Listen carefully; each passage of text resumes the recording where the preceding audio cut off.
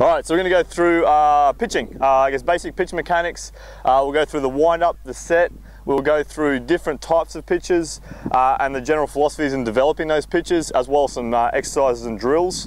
We'll then go through pick-offs to each base, so first base, second base, and then we'll finish with pitchers fielding practice, or what we call PFP. Alright, so to start off with, we're going to go through the two styles, or the two different types of delivery, so the wind-up and set. Alright, just to get the ball rolling, does anyone know, if I say a wind-up, does anyone understand what a wind-up might be with that? Who wants to demonstrate a wind-up? That's right, yeah?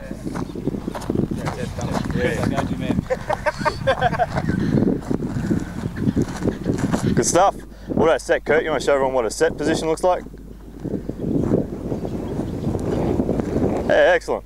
Alright, so I guess generally, what are the basic, the basic situations on when we'll go through a wind-up? When would that be? No runners on. No runners on base? Early in the game. Yeah, no runners, yeah. Just rhythm. Yeah, you can possibly go loaded base. So they're the basics. I guess when you get a little bit advanced, maybe not through your wind-up with loaded bases. I guess by the time you start moving, the runners are also moving, so they can get larger leads. This is like later on down the track, but just for the sake of juniors, I guess wind-up is with no runners on base and with a runner at third base, just to get the motions going a little bit. Again, in the set position, when will we deliver through in the set position? Every other time. Yeah, when there's a runner on base. Okay. Now, if you watched how Kurt, I guess, did it, we follow the basic philosophies of balance and direction. All right, when we deliver a pitch to the plate, whether it's through the wind-up, whether it's through the set, I guess the two philosophies are balance and direction. Now, it's not balance as in I stand still balance, it's dynamic balance. So whenever I'm moving, I'm nice and controlled and balanced through my whole wind-up or through my set position as well. I'll get all you guys just come around here a little bit, please, so you can see what's going on.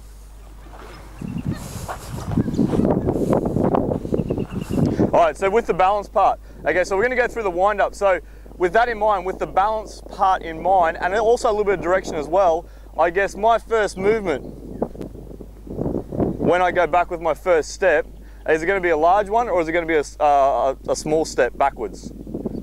Yeah, a small step backwards. If I take this large step backwards, all of a sudden I've lost my balance a little bit. My direction's now going towards the outfield, as opposed to being nice, balanced, upright, getting ready to go to the plate, because that's where I'm going to end up. So your first step is very small. Then you can see my throwing arm foot, all right, turns itself over, so it's now parallel with the plate, still touching the plate. And then from here, I'm just going to kick my leg up straight away, still into a balanced position. Okay, so roughly about a 90-degree angle to the ground with your thigh. Okay, approximately, that's just a guide, all right, where you go. So small step backwards, kick it up here. Now from here, I'm just going to go, I'm stepping straight to the plate, like normal throwing mechanics. Okay, so I'm stepping in a straight line, so that's the direction part. So my balance is through the whole motion. Then now my direction is towards home plate, so my straight line towards home plate. So I step in my straight line, and exactly the same as throwing mechanics. At front foot strike, I'm in this strong throwing position again. So elbows, shoulders, all pointing towards home plate with my fingers on top of the ball.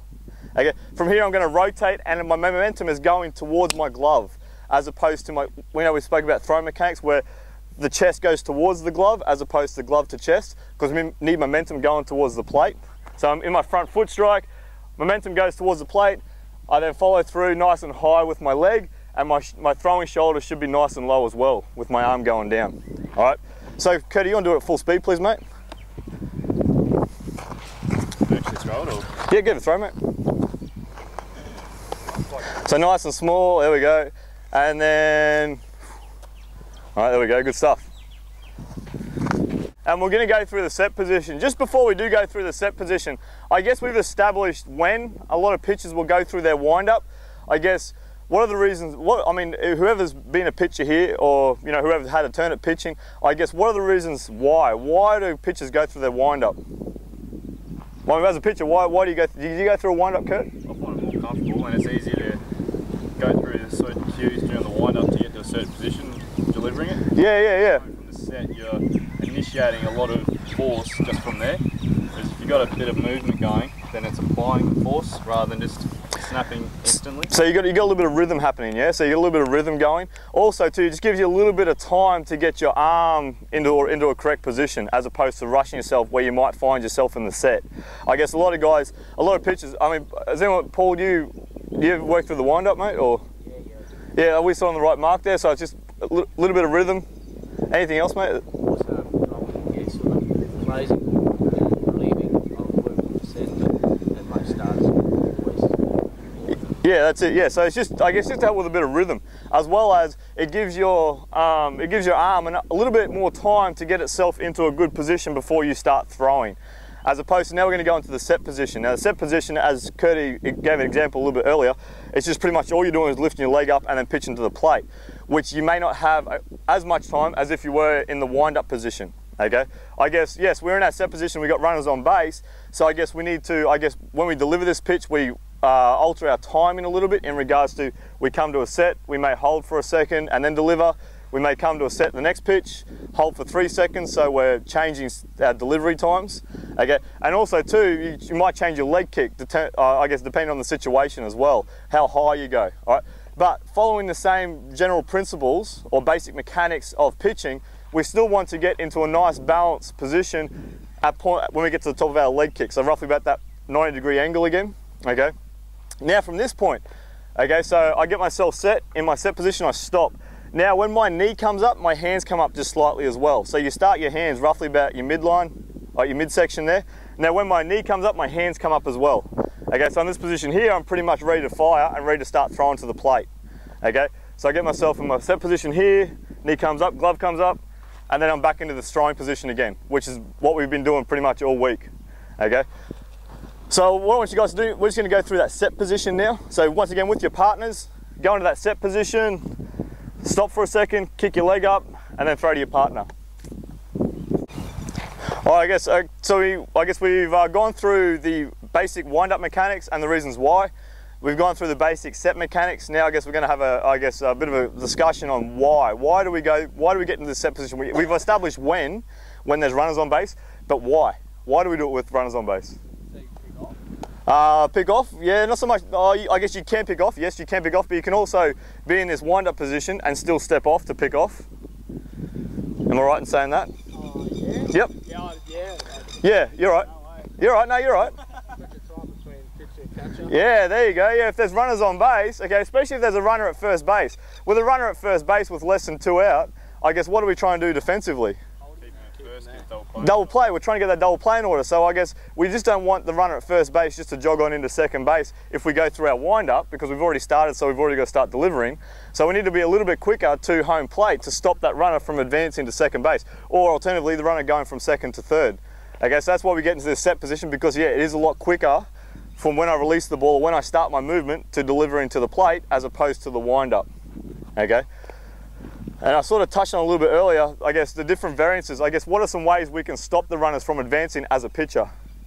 Mix up our timing. Yeah, so you can mix up your timing. So as I sort of touched on a little bit earlier, so you come to your set and you might hold for 1 second and then pitch. The next pitch you might hold for 3 seconds and then pitch. All right, then you might go back to 1 second again and then pitch. So you alter your delivery time to the plate, which gets the which gets the runner guessing. I guess we did base running 2 nights ago. Who found it difficult when our pitcher was up here, who found it difficult in that steal situation when Andy just stood there? And was it very difficult to get a good jump? Yeah, so I guess by altering your different times, all right, it makes it a little bit difficult for the runner to get an advance on a steal a base to second base. A steal second base, sorry. So we've got the difference in times to delivery, and yes, we can also pick off. We can pick off a lot quicker here. Again, we'll get on to pick-offs towards the end here, towards the end of this session. But you can pick off in that situation there. Sweet, anything else in regards to basic mechanics, just wind up set, can you think of at the moment? No, that's good. Yep. Is there a ballpark time from the time you release to the time there to second? Yeah, good question. I guess ballpark figure, you try and get about the 1.3 seconds, 1.4 seconds, which is pretty good. I guess that's where we're trying to get around. Once you start exceeding, I guess 1.5, 1.6 seconds, then you're a bit vulnerable for people to go ahead and start running on you, okay? So I guess if you think of it this way, it's let's go 1.3 seconds to deliver the ball. So I guess you start the stopwatch at this movement here. So as soon as I start to deliver, start the stopwatch there, 1.3 seconds, and if the catcher's around about the 2 second, 2.1 mark, all of a sudden you combine them and you might have, 3.5 seconds, all right, in total. by the time the ball gets all the way to second base. That sort of makes sense. So in regards to delivery, roughly about the 1.3, 1.4 is a pretty good mark. This is at our level. I mean, this is at the ABL level. I guess junior level, I mean 1.4, sorry, 1.5, 1.6, even 1.7 might be acceptable as well. Okay, but I guess you're not too concerned about the times, the delivery times for juniors. It's more about throwing strikes. It's just all about whatever it takes to throw strikes. If this person decides to steal, that's fair enough. But if you can't throw strikes, it's very difficult to get an out. All they're going to do is just you're going to walk them the whole time. So I guess your emphasis is more about throwing strikes as opposed to how quick. This is the junior level. Once you get to senior level, then yeah, I guess if a pitcher's pitching in senior level, they've established that they can throw strikes. Now they just need to work out ways to be quicker with delivery time.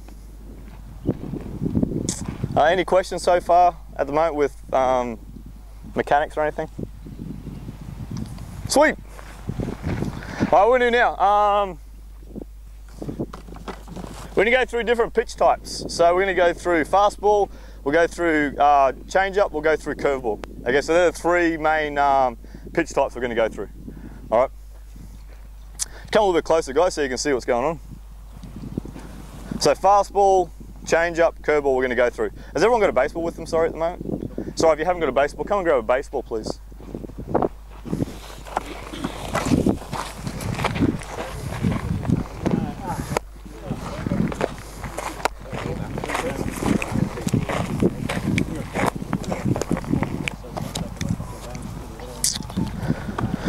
Alrighty, pitch types. We're going to go through the force much it moves is determined on how much pressure and how much angle you have on your arm. Okay, so if you're a bit of a sidearm pitcher, you might get a little bit more movement on your two-seam fastball than like a three-quarter or an overhand type pitcher with your two-seam. But generally your two-seam is always going to run arm side. Okay, very rarely will it go glove side. It may go glove side a couple times, but most of the time it'll go arm side.